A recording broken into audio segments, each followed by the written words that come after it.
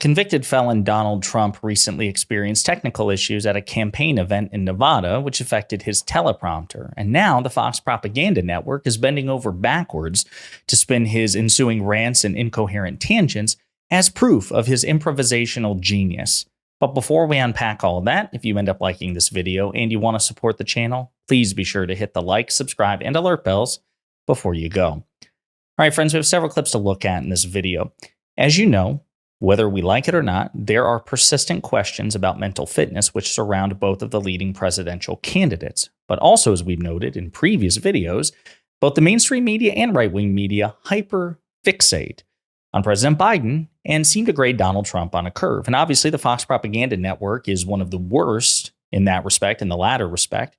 And so this is what they have to say about Donald Trump's rants and his tangents after the teleprompter issues, and then we'll actually look at clips of things that he said. But this is how they spin it. Well, bottom line, that moment by Trump, as you said, I love that you said it showed us who he is. He's a normal, average American. He did great without the teleprompter. And what we saw play out, that was state TV, right? That's everyone getting in line and making sure nothing to see here, guys. You didn't see anything. Biden's the best. Yeah.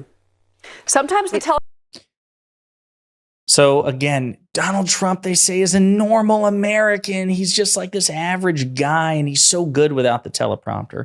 I don't know if normal Americans are adjudicated fraudsters and adjudicated rapists and convicted felons on 34 felony counts, but maybe they have a point with respect to the stuff that Trump said sans teleprompter. Let's play some clips and you be the judge. And then I end up with a story Trump doesn't pay. I don't pay contractors that do a job, and that's a job. That's a job. Oh, goodness. All right, so that moment where he was a totally real, normal American, and I think actually... So ranting at the people who set up his teleprompter, the workers who set up the stage and the teleprompter, and then cursing at them and saying that they suck and that he's not going to pay them. And of course, the Fox propaganda network bursts into laughter. Ha, this is what normal Americans do. Again, folks, the game you should always play when you're evaluating the veracity of what the Fox propaganda network has to say is imagine it's Barack Obama. Imagine what they say, the subject of it, change it out if it's something flattering, like if it's a compliment, like the laughter and effused praise they offer for Trump. Scratch out Donald Trump's name and put in Barack Obama or Joe Biden. And imagine, play the scenario in your head, would the Fox propaganda network have the same reaction? No, of course not. I mean, these are the people who freaked out, who wanted to secede from the Union because President Obama used Dijon mustard on a hot dog and wore a tan suit this one time. Imagine if it were President Biden or Secretary Hillary Clinton, if they stood on a stage and lost their temper and used profanity and said that they wouldn't pay the people who set the stage up. The Fox propaganda network not only would not laugh, it would dominate every op-ed and all of the live shows on the Fox propaganda network, like The Five and Hannity and other things, Jesse Watters Primetime, for days. I can't believe the elitist Democrats would hurl profanity at working class technicians and threaten not to pay them. But of course, because it's Donald Trump, again, an adjudicated fraudster, an adjudicated rapist, and a convicted felon, they seem to grade him on a curve. But it wasn't just that sort of thing that Trump said. He also went on an incoherent rant about MIT, sharks, and batteries. So I said, let me ask you a question. And he said, nobody ever asked this question. And it must be because of MIT, my relationship to MIT. Very smart. He goes, I say, what would happen if the boat sank from its weight and you're in the boat and you have this tremendously powerful battery and the battery's now underwater and there's a shark that's approximately 10 yards over there. By the way, a lot of shark attacks lately. Do you notice that? A lot of shark. I watched some guys justifying it today. Well, they weren't really that angry. They bit off the young lady's leg because of the fact that they were not hungry, but they misunderstood who she was. These people are crazy. He said there's no problem with sharks. They just didn't really understand a young woman swimming now really got decimated, and other people too, a lot of shark attacks. So I said, so there's a shark 10 yards away from the boat, 10 yards, or here. Do I?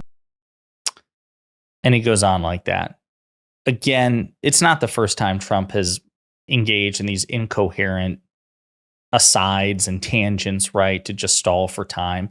But again, imagine yourself play the game. Okay, this is what Fox seems to think is improvisational genius. Just imagine if it were President Biden, President Obama, Hillary Clinton, would they be saying that that's evidence of improvisational genius? These incoherent tangents about sharks and batteries and shark attacks and whether or not sharks are hungry when they maul swimmers?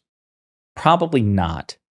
But this is the position that Fox finds itself in because they pigeonholed themselves, right? They exist to facilitate the cult. So they grade Trump on a curve, as the right wing does, and most so-called centrists do as well.